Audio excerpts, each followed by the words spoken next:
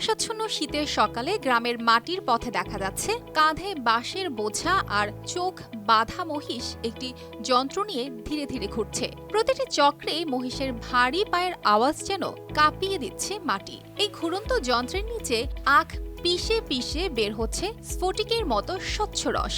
সেই রস থেকেই তৈরি হচ্ছে সুস্বাদু লালি। ব্রাহ্মণবাড়িয়ার বিজয়নগর উপজেলার বিষ্ণুপুর গ্রামে প্রাচীন পদ্ধতির ঘানির মাধ্যমে তৈরি এই লালি, যা স্থানীয়দের কাছে তরল গুড় নামে পরিচিত। সানবিট সব দিবে সামাল। সানবিট ম্যাজিক প্রেস ডিশওয়াশিং এর মাথা ঘোরানো সলিউশন।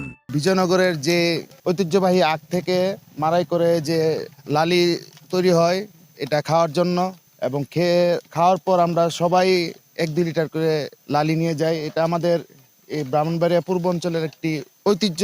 বিজয়নগরে প্রতি বছর শীত মৌসুমে এই লালি তৈরির জন্য শুরু হয় এক বিশাল আয়োজন। স্থানীয় 1.5 শতাধিক কৃষক ও শ্রমিক সহ বেশ কিছু ব্যবসায়ী এই পেশায় যুক্ত। আরো 2 মাস চলবে। এটা আমাদের ঐতিহ্য একটা ব্যবসা, ওই কুশারের ব্যবসা। লোকজন মেলার মতন আসে, যা সবসময় লালিয়ে রসে এরপরে গুড় তৈরি হয়, এখান থেকে নেয় সবসময় নিয়ে চলে। বাপদাদারা কইরা আইছে, অনেক দিন ধরে ওইটা চলছে।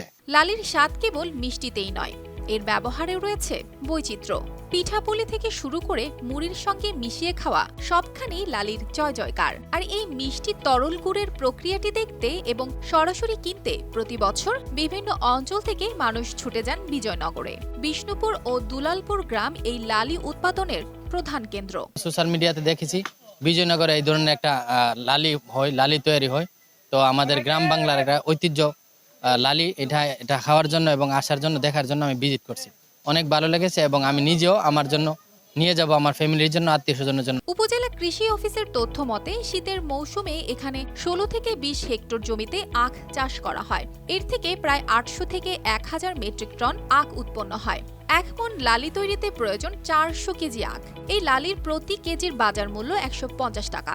এবছর প্রায় 80 থেকে 100 টন লালি উৎপাদনের লক্ষ্যমাত্রা নির্ণয় করা হয়েছে। বিষ্ণুপুর ইউনিয়নে প্রায় 20 হেক্টর জমিতে এবছর আখের চাষ করা হয়েছে।